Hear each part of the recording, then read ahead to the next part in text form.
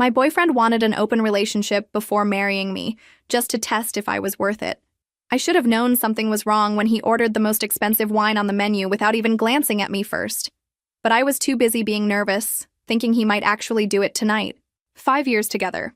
And here we were at this ridiculously fancy restaurant with candlelight and everything. My best friend had texted me 3 times that day asking if I thought tonight was the night. I'd bought a new dress, spent 2 hours getting ready, even practiced my surprised face in the mirror that morning, which in retrospect is absolutely humiliating to admit. The restaurant was one of those places where the menu doesn't have prices and the waiters wear actual tuxedos. I'd made the reservation myself 3 weeks ago, after he'd casually mentioned wanting to go somewhere special for our 5-year anniversary. Special meant expensive, apparently, because he'd been dropping hints about this place for months. I didn't mind paying. I never minded paying. That was part of the problem, though I didn't see it yet.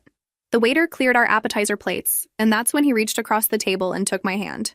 My heart actually stopped for a second. This was it. 5 years of supporting him through his journey to find himself professionally. 5 years of telling him he was brilliant and talented and just needed the right opportunity. 5 years of footing the bill for almost everything while he figured out his career path. But none of that mattered because he loved me, right? He was finally ready to commit. I remember thinking about the ring I'd seen him looking at online last month. I'd pretended not to notice when he quickly closed the browser tab, but I'd been so happy, so hopeful, so stupid. So I've been thinking, he started. And I could feel my face already forming that practiced smile. About us.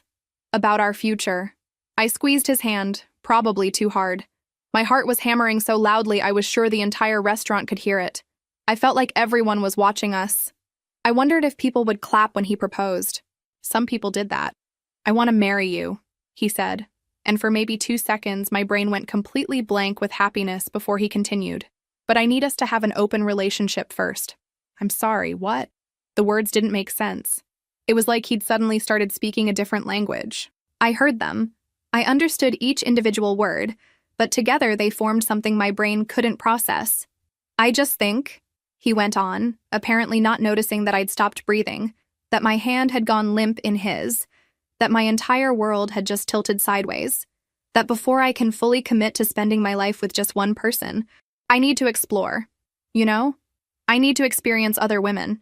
Figure out what's out there. Then I'll know for sure that you're the one. I should have asked him why, if he needed to be sure. He hadn't figured that out before now. Before 5 years? Before this dinner that I'd planned and paid for. Before making me hope. The waiter appeared with our entrees. I watched him set down my salmon like I was observing from outside my own body. The couple next to us had stopped pretending not to listen. I've already thought this through, he continued, cutting into his steak that cost more than my weekly grocery budget. We can set boundaries. Be respectful about it. But I really think this is what I need to be absolutely certain before we take that next step. Here's what I should have done. Thrown that expensive wine in his face, walked out, blocked his number, and never looked back. Here's what I actually did. I took a sip of water, set down my glass very carefully and said, "Okay." His fork froze halfway to his mouth. "Okay? Yes. Open relationship. That sounds totally reasonable." I watched him try to process this. He'd clearly expected tears, maybe a scene, definitely some begging. His entire face went through this fascinating journey of confusion, then relief, then something that might have been disappointment that I wasn't more upset. "You're sure?" he asked, almost suspicious now. "You're really okay with this?" "Absolutely," I lied, smiling so wide my face hurt. "If that's what you need, then that's what we'll do."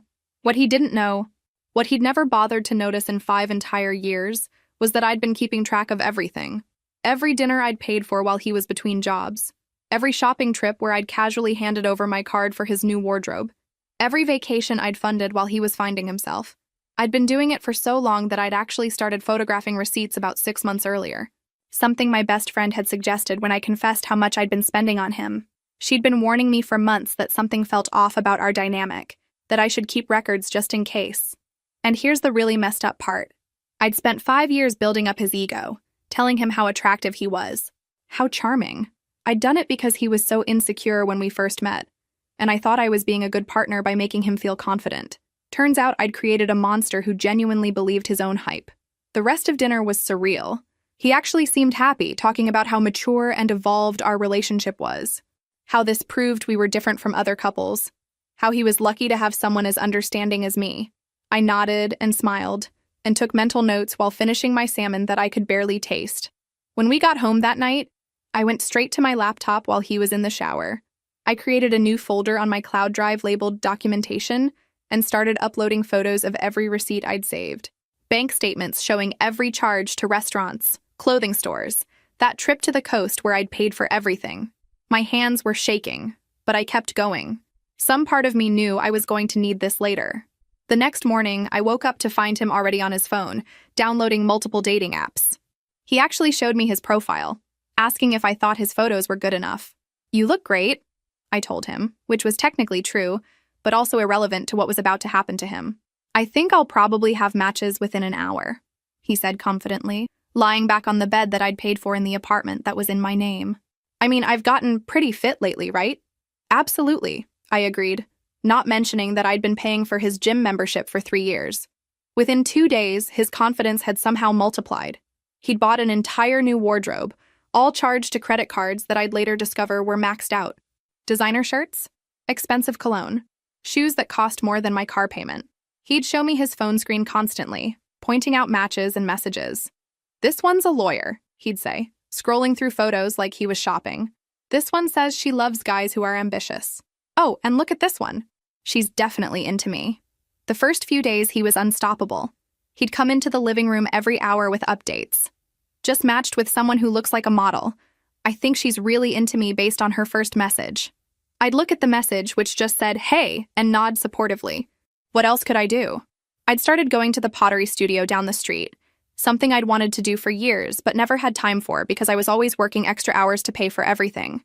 The classes were twice a week in the evenings, perfect timing for when he was presumably out on dates. The instructor was this patient woman in her 50s who had this philosophy about ceramics reflecting life. "You can't control everything," she'd say while we worked the clay.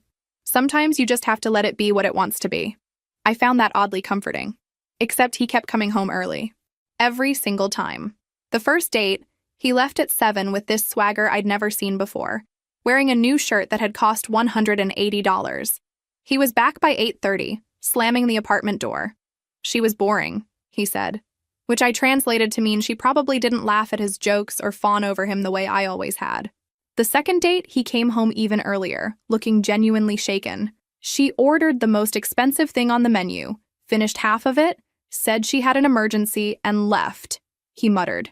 I didn't point out the irony of him being upset about someone else ordering expensive food. The third date was a disaster he couldn't stop talking about. "She spent 20 minutes on her phone," he complained.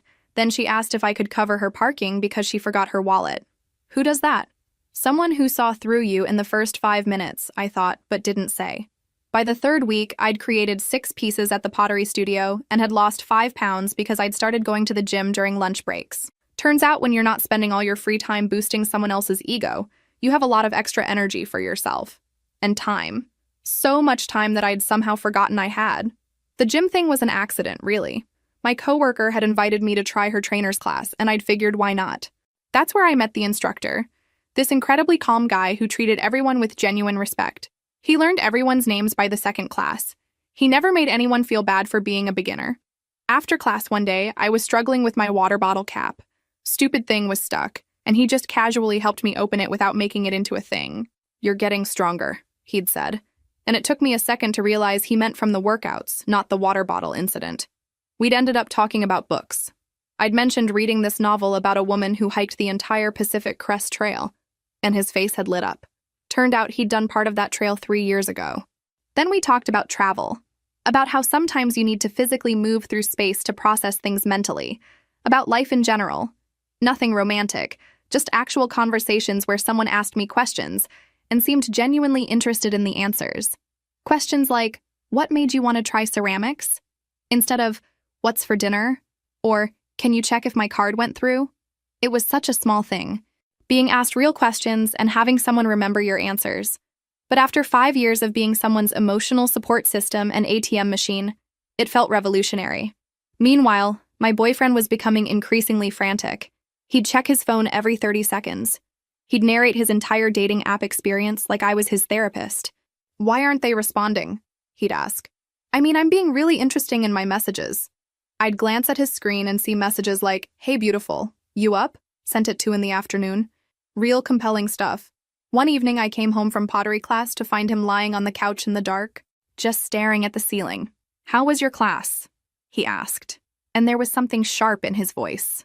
"Great, actually. I'm working on this vase that's really coming together." "That's nice." He sat up. "Who else is in the class?" "Just a group of people. We're all beginners." "Any guys?" I looked at him. This person I'd supported for 5 years, who'd proposed marriage contingent on sleeping with other women first, and I felt something shift in my chest. "Yeah, there are guys in the class. Why?" "Just curious." But his jaw was tight. "You've been going there a lot. Twice a week, like I told you. And you're always coming home so happy." I sat down in the chair across from him, suddenly exhausted. "Would you prefer I come home miserable?" "No, He ran his hands through his hair. "Are you seeing someone?" The audacity of this question, coming from someone who'd literally demanded an open relationship and had been on about a dozen dates in the past month, was so stunning that I actually laughed. "Are you serious right now?" "It's different," he said, which was apparently his answer. "I told you what I was doing. You're being secretive. I'm taking pottery classes and going to the gym. There's nothing secretive about it." "But is there someone at the gym?" "There's the instructor, and about 20 other people in the class." "The instructor is a guy?" "Yes. The instructor is a man. We've talked a few times after class about books. That's it." His face did this thing where I could literally see him trying to figure out if he could be mad about this without being a complete hypocrite. He settled on sullen silence, which was somehow worse. The next morning, I had coffee with the instructor after class. His name didn't matter, really. But what mattered was that he paid for both our coffees without making it weird, asked about my job, remembered details I'd mentioned the previous week, and didn't spend 45 minutes talking about himself. When I mentioned it casually to my boyfriend that evening, more to prove that I had nothing to hide, he actually threw his phone at the wall. "So you are seeing him?" "I had coffee with someone." "You've been on 30-something dates in the last month." "That's different. I told you I was going to do that. And I told you I was having coffee. What exactly is the problem here?" But of course he couldn't articulate it without revealing himself as the world's biggest hypocrite. So he just stormed off to the bedroom and slammed the door. I stood there in the living room, looking at his phone on the floor with a cracked screen, and started calculating in my head how much I'd spent on phone repairs for him over the years. 4 times, if I remembered correctly, probably close to $800 total. I picked up the phone to see if it still worked, and that's when I saw the messages. His screen was still unlocked, and there was a thread with someone named the Blonde One, because apparently he didn't even bother learning their actual names. Just categorized them like items in an inventory. The message was from her. "Listen, I'm just going to be honest with you. You spent the entire date talking about your ex. Your card got declined at the restaurant, you showed up 20 minutes late, and then you tried to get me to drive you home because you took a rideshare here and didn't have money for the return trip. I'm not interested. Please don't contact me again." My first thought was, his card got declined? He'd told me that date went well. He'd said she was nice but not his type. He'd never mentioned any of this. I should have put the phone down. I really should have. But I kept scrolling. There were so many similar messages. Different women, same patterns. It was like reading the same story over and over with slightly different character names. "You said you were a project manager, but you spent the whole time complaining about not having a job and how your girlfriend doesn't understand you. Why did you think it was okay to ask me to pay for your drinks after you ordered the most expensive cocktails on the menu? I'm not your therapist. Dude, I came here for a date, not to hear about your relationship problems for 2 hours. You arrived late, left early, and spent the entire time checking your phone. What was even the point?" Then I found the thread that made my blood stop. A woman he'd gone on 3 dates with. She'd sent him a long message explaining why she was ending things. But it was one specific paragraph that hit me. "I want to be clear about something. When we tried to be intimate, you kept having issues and then blamed it on stress from your controlling girlfriend. But the thing is, you spent 3 dates telling me how amazing and supportive she is, how she pays for everything, how she always builds you up. So which is it? Is she controlling or is she supporting you? Because from where I'm sitting, it sounds like you have a good thing and you're sabotaging it while blaming her for your own problems. I hope you figure that out before you lose her." I read it 3 times. This stranger had seen in 3 dates what I'd been blind to for 5 years. Each message was like a tiny mirror reflecting back the person I'd enabled him to become. This entitled, self-absorbed person who thought the world owed him something. And I'd helped create that. I'd spent 5 years telling him he was wonderful just the way he was, that he didn't need to change, that someone would see his potential eventually. I'd paid for everything so he never had to face the consequences of not being able to afford his lifestyle. I'd propped up his ego so thoroughly that he genuinely believed he deserved better than me. But these women, strangers who owed him nothing, had seen through him immediately. I put the phone down very carefully on the coffee table, like it might explode if I moved too quickly. Then I sat there for what might have been 5 minutes or an hour. I honestly couldn't tell. My brain was doing this thing where it kept trying to rewrite the past 5 years with this new information. Every moment I'd thought was loving support was actually enabling. Every time I'd paid for something to help him out was actually preventing him from growing up. Every compliment I'd given him to boost his confidence had just inflated an ego that was already dangerously overblown. I went to my best friend's apartment and showed her everything. Not just the messages, but the receipts, the bank statements, everything I'd been quietly documenting. She made us both tea, even though neither of us was really a tea person. It was just something to do with our hands while we went through it all on her laptop. Okay, she said, opening a new spreadsheet. Let's actually calculate this properly. You've been saying it's a lot, but let's see the real number. We started with rent. 18 months where I'd covered his half completely. Another year where I'd paid about 75% because he was getting back on his feet. $13,400, she said quietly, just in rent. Then we added the dinners, clothes, vacations, his car insurance when he said his policy lapsed, phone bills, the security deposit, the furniture. $32,150, she said finally. Her voice was quiet, almost reverent. You've spent $32,000 on him in 5 years. That can't be right. That's a car. That's a down payment on a house. We literally just calculated it. Twice. She turned the laptop screen toward me. I stared at the spreadsheet. The numbers blurred together.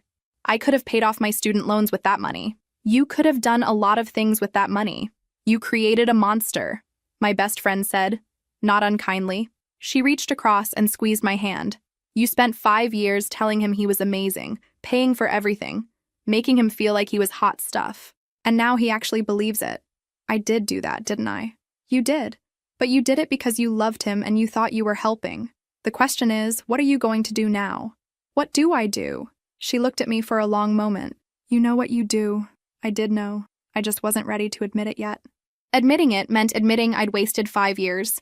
Admitting it meant I'd lied to myself as much as I'd lied to him. Admitting it meant starting over at 32 years old with nothing to show for half a decade but a spreadsheet of my own poor decisions and $32,000 I'd never see again. 3 weeks went by in this weird stalemate where we barely spoke to each other. He was still going on dates that all seemed to end in disaster.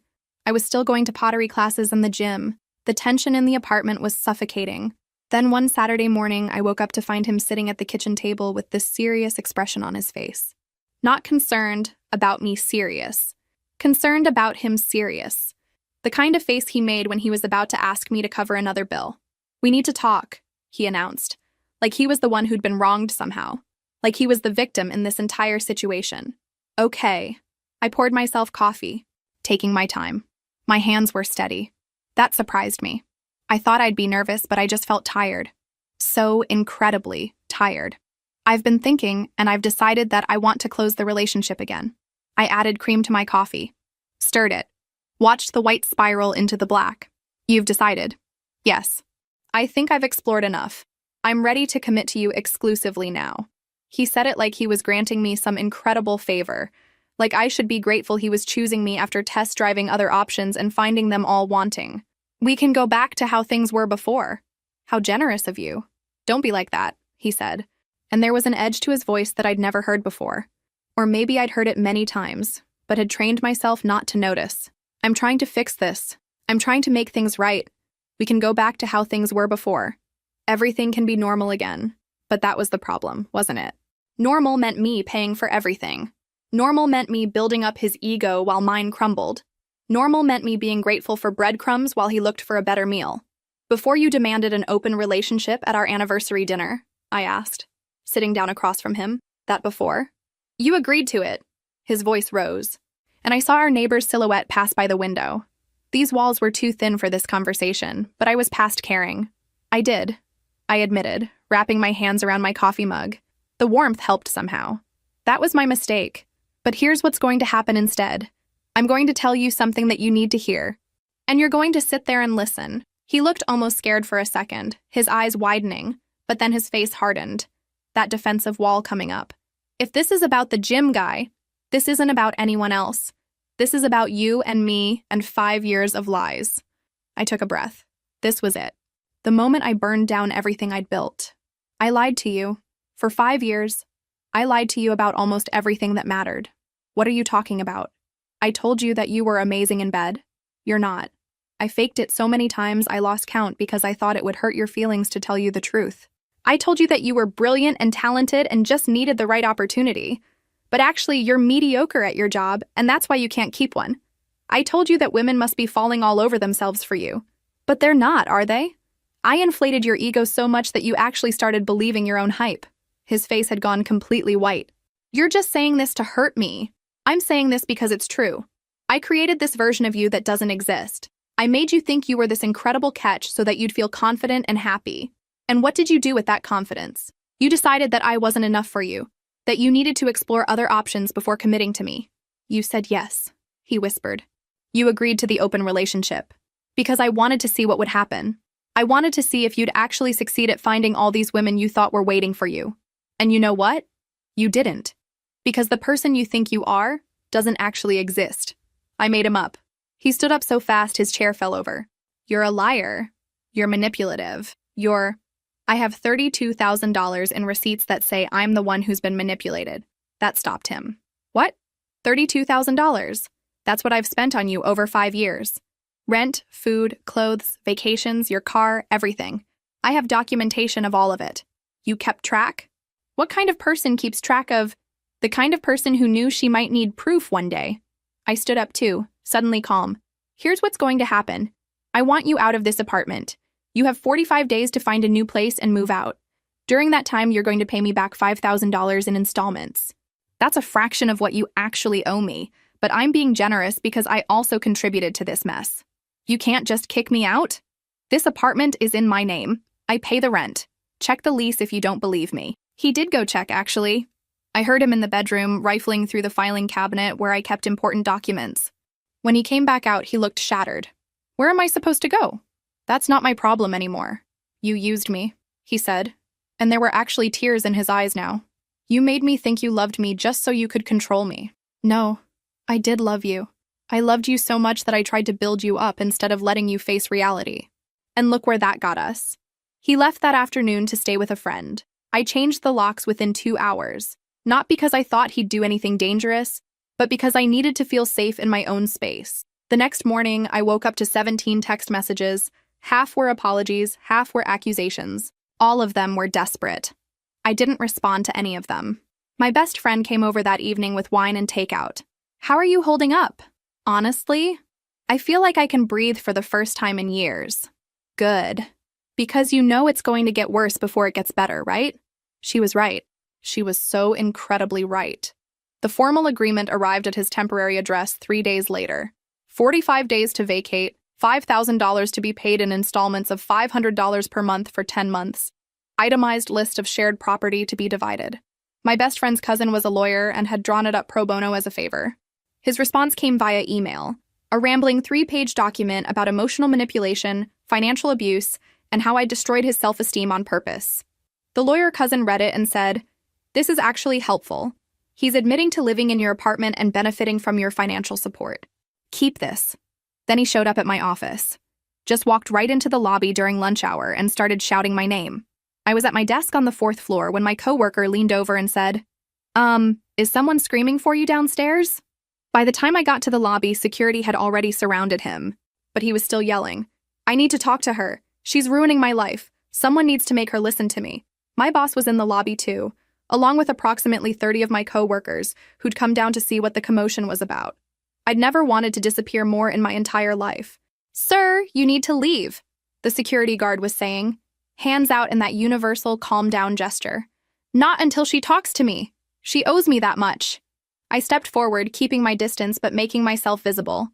"I don't owe you anything. You need to leave." His face when he saw me, it was like watching someone drowning. Desperate, panicked, grasping for anything to hold on to. "Please, just 5 minutes, I just want to explain." I just want you to understand what you're doing to me. I understand perfectly. You need to go. You can't do this. You can't just throw away 5 years. You did that when you asked to sleep with other women before marrying me. Security, can you please escort him out? They did, but not before he tried to shake them off twice and yelled a few choice words about me that echoed through the marble lobby. My boss called me into her office afterward, her face a mixture of concern and professional assessment. Are you safe at home? She asked directly. I showed her the agreement I'd had drawn up, explained the situation as professionally as I could, tried to make it sound less horrifying than it was. She listened without interrupting, and when I finished, she sat back in her chair. I'm issuing a formal company ban, she said. He's not permitted on these premises under any circumstances. If he shows up again, we'll involve the police immediately, and I'm flagging this with HR. You might want to consider a restraining order. I don't think it'll come to that. She looked at me with these knowing eyes like she'd seen this play out before. Famous last words. Please be careful. That night, I stayed at my best friend's apartment. At 2 a.m, her building's intercom started buzzing. Every single unit, one after another. The doorman called up to say someone was pressing all the buttons and refusing to leave. My friend went downstairs and recorded him on her phone, just standing there in the lobby looking wild-eyed and frantic. She's destroying my life, he was saying to the security guard. She's trying to ruin me. The guard looked at the camera. Sir, you need to leave or I'm calling the police. He left, but not before my friend got 3 minutes of video that her lawyer cousin said would be useful if we needed a restraining order. The credit card companies started calling. Apparently, he'd listed me as an emergency contact on several accounts, and he'd stopped paying everything. When they couldn't reach him, they called me. I informed each one that I was not responsible for his debts and had documentation proving we had separate finances. They were not happy about it. The mediator meeting was scheduled for 2 weeks later. Professional mediation, neutral location, the lawyer cousin present as my representative. I arrived 20 minutes early because I wanted to be settled and calm when he walked in. He showed up 30 minutes late wearing one of the designer shirts I'd bought him, looking flustered and unprepared. He didn't apologize for being late, just sat down heavily and immediately went on the offensive. This is extortion, he said. She's trying to blackmail me into paying money I don't have. The mediator, a woman in her 60s who looked like she'd seen everything twice, glanced at the documentation I'd provided. You've been living in her apartment for 5 years? Our apartment. It's only in her name. She pays the full rent.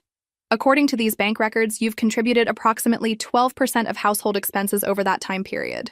The mediator looked at him over her reading glasses. Is there anything in this documentation that's factually incorrect? He shifted in his seat. The percentages might be off. Were you aware of how much she was paying? I knew she paid for some stuff, but I didn't think she was keeping score. This is documentation of financial transactions. The mediator tapped the papers. You're currently unemployed. Where are you living? With my parents, I said quietly when he didn't answer. The mediator made a note. Ms. Iris is requesting $5,000 in reimbursement, to be paid over 20 months at $250 per month. Based on the documentation, she could pursue you for the full $32,000 in small claims court. This offer represents approximately 15% of what you actually owe. Do you understand that? He was quiet for a long moment. I can't afford $250 a month. Sir, I've been doing this for 18 years. What I'm seeing here is one person who financially supported another for 5 years, and that person now being upset about being asked to repay a small fraction of that support. You're taking her side. I'm looking at documentation. Bank statements don't take sides. She turned to me. Are you willing to accept installments with consequences for missed payments? Yes. If he misses 2 consecutive payments, the full remaining balance becomes due immediately.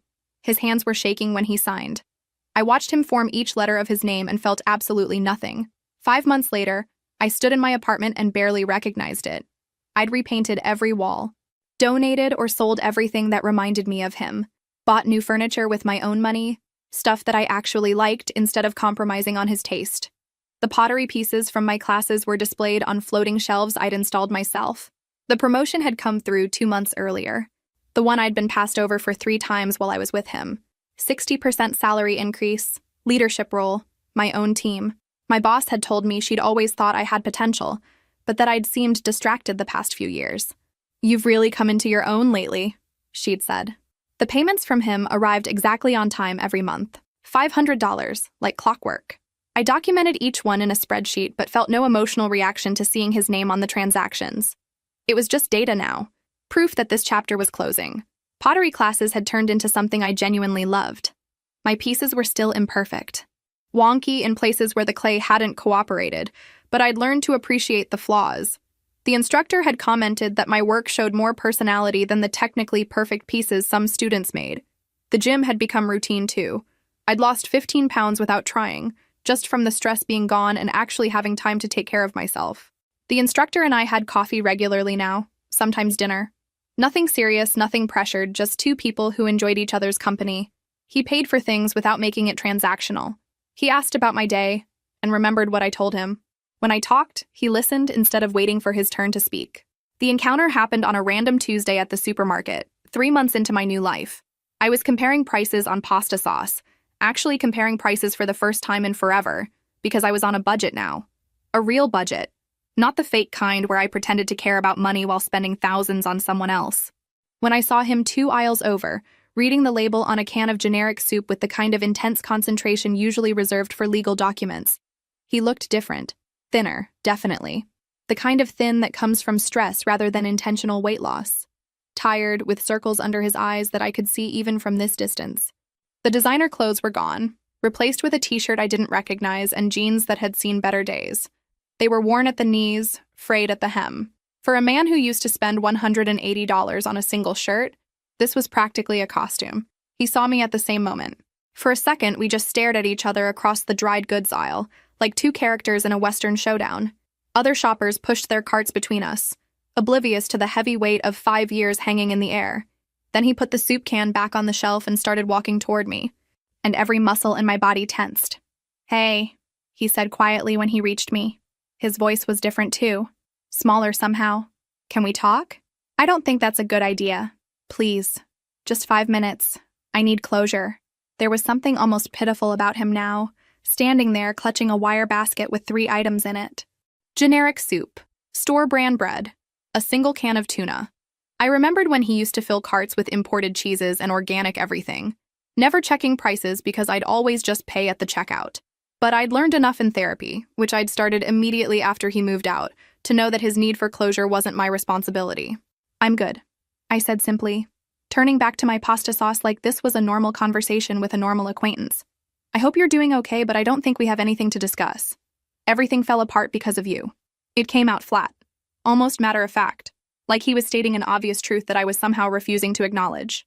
And there it was, the real reason he wanted to talk. Not closure. Blame. "I need to go," I said, starting to push my cart past him. "Wait, please." He grabbed my arm and I yanked it away so fast that my cart rolled into a display of canned tomatoes. "Don't touch me." "I'm sorry, I didn't mean..." He looked around at the other shoppers who were definitely watching now. "I just want you to understand what you did to me. I understand that you're still not taking responsibility for your own choices. That's all I need to know." I pulled out my phone. "If you don't leave me alone right now, I'm calling the police." He left. I watched him abandon his basket and walk out of the store, shoulders hunched like he was bracing against wind that only he could feel. At home that night, my phone rang with an unknown number. I almost didn't answer, but something made me pick up. "Hello? Hi, this is his mother. I hope you don't mind me calling." I minded very much, actually, but I was too surprised to say so. "He's living with us again," she continued. "He lost his job about a month ago. He's not doing well, and all he talks about is you and how everything went wrong. I think he wants to try to work things out." "That's not going to happen." "I understand, I do. But maybe if you could just see him one more time, let him explain." "No, please. As a mother, I'm asking you to. With all due respect, your son is a grown man who made his own choices. I spent 5 years supporting him financially and emotionally. And when that wasn't enough for him, he demanded an open relationship before he'd consider marrying me. I didn't destroy anything. He did." There was a long pause. "He told me you agreed to the open relationship." "I did agree, because I wanted to see what would happen. And what happened was exactly what I suspected would happen." "I see." Another pause. "He never told me about the financial part, about how much you'd paid for." "I'm sure he didn't. I'm sorry for calling. I just thought maybe I could fix this for him, but I can see now that there's nothing to fix." She sounded tired.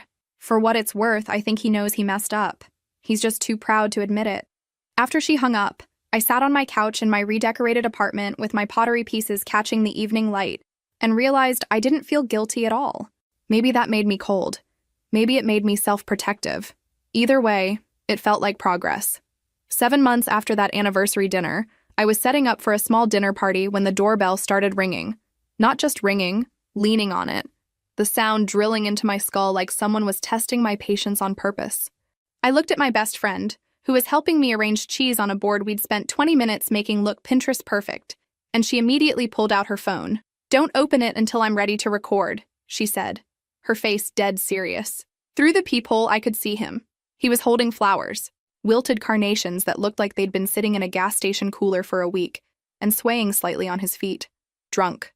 Very, unmistakably drunk. His shirt was buttoned wrong, I noticed, and he'd cut his hair himself, badly, with chunks uneven around his ears. "I know you're in there," he shouted, loud enough that I heard one of my neighbor's doors open down the hall. "We need to talk. You can't just ignore me forever." "I'm calling the police," I called through the door, pulling out my phone with shaking hands. "You need to leave right now." "I just need 5 minutes. Just let me explain everything. I can fix this." I opened my phone and dialed. The 911 operator answered immediately, her voice calm and professional, and I said very clearly, "My ex-boyfriend is at my door, intoxicated and refusing to leave. I need an officer here, please." I gave her my address, spelled out my apartment number twice. "No one wanted me!" he was shouting now, and I could hear him crying, this ugly, gasping sound that might have broken my heart 6 months ago. "Every single woman I met, they all said no. Do you know how that feels? Do you know what that's like? This is all your fault." My best friend was filming from the window now while 2 other friends huddled in the kitchen, wide-eyed and silent. One of them whispered, "Is he going to break down the door?" This was not how I'd envisioned my dinner party going. I'd made lasagna. I'd bought good wine. I'd cleaned for 3 hours. You took everything from me. My confidence, my family, my job, everything, all because I made one mistake. One mistake, and you turned everyone against me. "Sir," I heard a voice say, and I looked out the peephole again to see my neighbor, the older man from apartment C who'd always been kind to me. He was standing in his doorway in slippers and a cardigan. "You need to leave this young lady alone. This is between me and her. This is none of your business. The police are on their way. If I were you, I'd leave before they arrive. Public intoxication is a crime, you know." But he didn't leave. Of course he didn't leave. He just kept ringing the doorbell and pounding on the door and shouting about how I'd manipulated him, used him, destroyed him, how I'd turned his family against him, how his mother wouldn't even talk to him anymore because of what I'd said, how I'd stolen 5 years of his life and given him nothing but lies in return. When the police arrived 6 minutes later, I timed it, he started crying even harder and saying he just wanted to talk to me like adults. The officers separated him from my door, took statements from me and my neighbor, and issued him a formal warning. If he came back, they said, I could get a restraining order with no problem. They walked him to his car, parked illegally in a fire lane, naturally, and watched him call a rideshare before letting him leave. After they left, I closed my door, locked it, engaged the chain, and just stood there breathing for a full minute. My friends were silent, waiting to see how I'd react. Would I cry? Would I be angry? Would I feel guilty? I felt relieved. That's what surprised me most. Not anger, not sadness, just pure relief that I wasn't tied to that chaos anymore. I wasn't responsible for his emotions or his choices or his failures. I was just responsible for me. "Are you okay?" my best friend asked. "Yeah," I said, and I meant it. "Let's eat." We had our dinner party. We drank wine. We laughed. And for the first time in what felt like forever, I didn't spend any mental energy worrying about someone else's feelings. The 9th payment was 3 weeks late when the email arrived. It was long, rambling, full of justifications and excuses, but the core message was clear. He wanted to meet in person to renegotiate the agreement because he couldn't afford the payments anymore. I showed the email to the lawyer cousin, who snorted and took a sip of her coffee. "He means he wants you to forgive the debt. Classic manipulation tactic, don't fall for it." "I won't. But maybe meeting him one more time isn't the worst idea. Get it over with. Make it clear this is the end.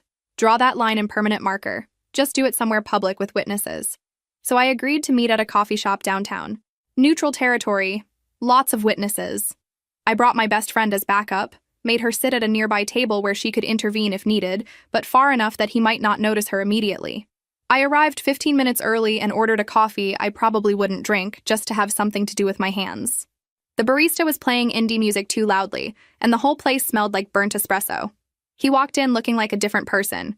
He'd lost at least 20 pounds, not in a healthy way. Gaunt, not fit, hollow-cheeked. The expensive clothes were long gone.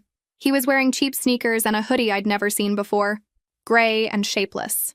But it was his eyes that really got me. This hollow look like something vital had been scooped out of him, and nothing had filled the space it left behind. He sat down across from me without ordering anything, without even asking if I wanted anything, and folded his hands on the table.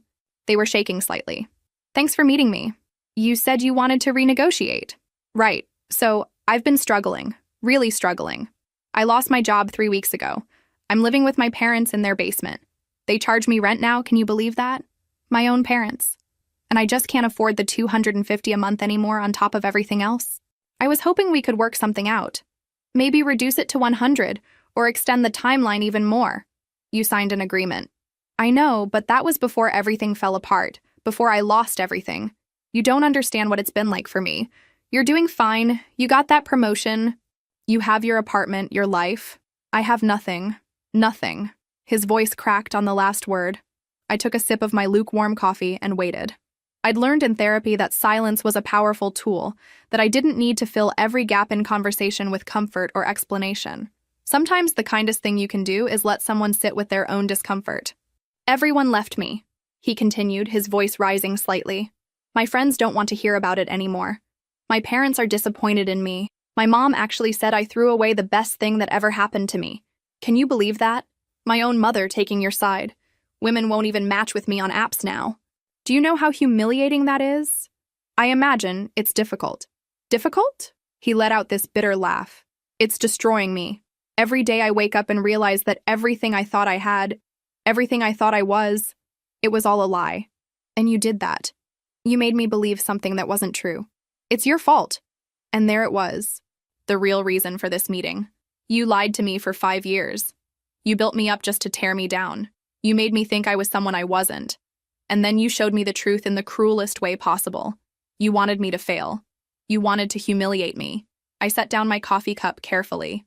"You asked me to marry you contingent on you sleeping with other women first. You thought you deserved better than me.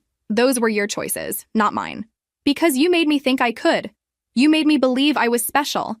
You told me I was smart and talented and good-looking, and then you ripped it all away."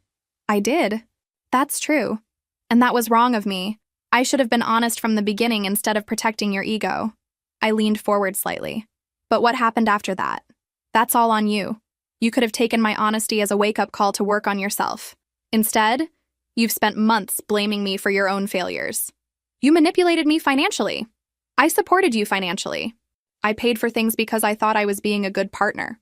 Yes, I should have stopped doing that years ago. But you were perfectly happy to let me pay for everything as long as you benefited from it. You turned my family against me. I've had one conversation with your mother where she called me asking if I'd take you back. I told her no. That's it." He was spiraling now. I could see it, his arguments getting more desperate and less coherent. "You stole my potential. I could have been successful if you hadn't made me dependent on you. If you hadn't made me think I was better than I am. You had 5 years of me paying your rent and hyping you up. If you were going to be successful, that would have been the perfect time to prove it. I want you to forgive the debt. I want you to admit that you manipulated me. I want you to take responsibility for what you did to my life. No." "What?" "No to all of it. The debt stands. You have 48 hours to send the payment. Or I'll file in small claims court for the entire amount you owe me, not just the agreed-upon $5,000. You can't be serious. I have never been more serious in my life. I supported you financially and emotionally for 5 years. I built you up when you were down. And when that wasn't enough for you, you asked for permission to cheat on me before committing. I'm done taking responsibility for your choices." His face went through this extraordinary series of expressions. Shock, rage, disbelief, and finally something that might have been grief. "You're a terrible person," he said quietly. "Maybe. Or maybe I'm just done being manipulated by guilt. I hope you're happy with yourself. I actually am. That's what's really bothering you, isn't it? That I'm fine. That I moved on. That I'm not sitting around regretting what I did to poor you." He stood up so fast his chair tipped over. Several people in the coffee shop turned to look. "You ruined everything," he shouted. "You manipulated me. You lied to me. You stole years of my life." The barista started moving toward us, and I saw my best friend stand up at her table. But before anyone could intervene, I just sat there calmly and said, "You have 48 hours." He called me a word that I won't repeat. Then another, and another. The manager was already asking him to leave. A couple near the window was filming on their phone. He looked around at all these witnesses watching him have a complete meltdown and seemed to finally understand what was happening. He left. The manager came over to ask if I was okay. I assured him I was fine. My best friend joined me at the table and we sat there for a few minutes in silence. "That was intense," she finally said. "Yeah. You good?" I thought about it. Really thought about it. Was I good? This man I'd spent 5 years with had just called me horrible names in public and blamed me for every bad thing in his life. Shouldn't I feel guilty? Shouldn't I feel something? "I'm good," I said, and realized I meant it completely. The payment arrived 24 hours later. 1 year after that anniversary dinner, I stood in front of the company's board of directors and presented the project I'd been leading for 8 months. The digital transformation initiative that would streamline 3 departments, save approximately $200,000 annually, and position us for expansion into new markets. I'd worked on this presentation for weeks, rehearsing in my apartment until I could recite it in my sleep, tweaking slides until they were perfect. My hands weren't shaking. That's what I noticed first. A year ago, I would have been trembling, second-guessing every word, wondering if I was good enough. But now, standing in front of 15 executives in expensive suits, I felt solid, grounded, sure of myself in a way I'd never been before. When I finished, there was this beat of silence that felt like an eternity, and then the CEO started clapping. Then everyone else joined in. Real applause, not the polite golf clap kind. After the meeting, she pulled me aside in the hallway, her heels clicking on the marble floor, and said the words I'd been waiting years to hear. "We're creating a management position for you, Director of Digital Innovation. You've more than earned it." I called my best friend from my car in the parking garage and ugly cried for 10 minutes straight. Happy tears. Relieved tears. I made it tears. That weekend was the Pottery Studios Community Showcase. Small event, local artists and students, nothing fancy. But they'd accepted 3 of my pieces for display, and that felt huge. I'd been working on them for months, experimenting with different glazes and techniques, learning to embrace the imperfections that came with being a beginner. One piece had this crack running through it that happened during firing, and instead of throwing it away, I'd filled it with gold leaf, turning the flaw into a feature. My friends came to the opening, co-workers came, the gym instructor came, bringing nice champagne and introducing me to the studio owner as the artist. Not as his girlfriend or his date, just as someone whose work he respected. And then, surprisingly, his mother walked in. I almost didn't recognize her at first. She was wearing a nice dress, carrying flowers, looking nervous. She approached me carefully like I might run away. "I hope it's okay that I came," she said. "My sister saw the event listed online and told me about it. It's fine. Your work is beautiful." She was looking at one of my vases, a lopsided thing with imperfect glazing that I'd almost not submitted. "Really beautiful. Thank you. I wanted to apologize," she said quietly, "for calling you that time, for putting that pressure on you, and for not realizing sooner what was really happening with my son. You don't need to apologize." "I do, though. I raised him to think the world owed him something. I made excuses for him when he messed up. I blamed other people instead of making him face consequences." She touched the edge of my vase gently. "He needs to fix himself. I see that now. And he can't do that if people keep rescuing him." We stood there for a moment. 2 women who'd both spent too much time trying to save someone who didn't want to be saved. "How is he doing?" I asked, surprising myself. "He's in therapy. Actually going to sessions and trying to work on himself. He got a job, not a great one, but he shows up every day. He's paying me rent. Small steps." She looked at me. "He asked me to tell you he's sorry if I saw you, but he didn't ask me to tell you anything else. No messages, no requests, just sorry. Tell him I hope he figures things out." "I will." She smiled, sadly but genuinely. "You deserved better than what he gave you. I'm glad you know that now." After she left, the instructor brought me a glass of the champagne he'd brought. "Everything okay?" "Yeah, actually, really okay." The exhibition continued. People looked at my work, asked questions, even bought one of my pieces. When I got home that night, I was riding this wave of accomplishment and peace that I'd never quite felt before. I started unpacking some boxes I'd been meaning to sort through for months, stuff that had been shoved in the back of the closet during all the chaos of the breakup, old tax documents, college textbooks I'd never look at again, random cables for electronics I no longer owned.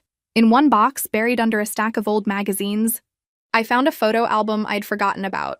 Leather-bound, expensive, something I'd bought 3 years ago thinking I'd fill it with memories of us. I'd only managed to add photos from the first 2 years before I apparently gave up on the project. There we were, from years ago, young and hopeful and so convinced we were going to make it work. There was one from our first apartment, both of us holding champagne glasses and grinning at the camera. Another from a beach trip where we'd buried each other in sand. One from a concert where we were both sweaty and exhausted and happy. I looked at the girl in those photos. The one who thought love meant sacrificing everything. Who thought supporting someone meant lying to them about reality. Who thought making herself smaller would somehow make him bigger. She was smiling in every photo, but I could see it now. The way her smile never quite reached her eyes. The way she was always leaning toward him while he looked at the camera. The way she held herself like she was trying not to take up too much space. For a long time, I'd felt guilty about that girl.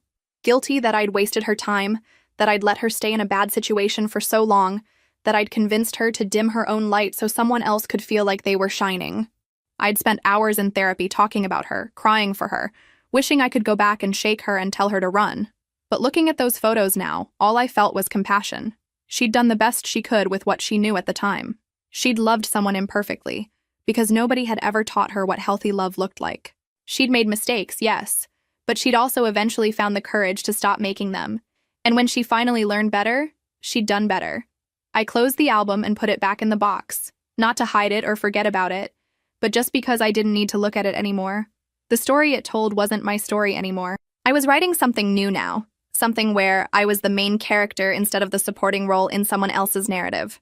My phone buzzed on the counter. The group chat with my friends, making plans for dinner next week.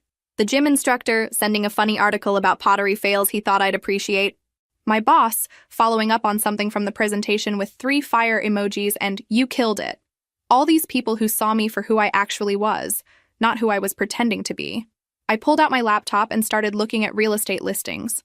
The apartment had been fine for recovering and rebuilding, but I was ready for something that was entirely mine. Something I chose without compromise, that reflected who I was now, not who I'd been. I wanted a place with good light for my pottery. Maybe a small balcony where I could have morning coffee. A space that felt like me, just me.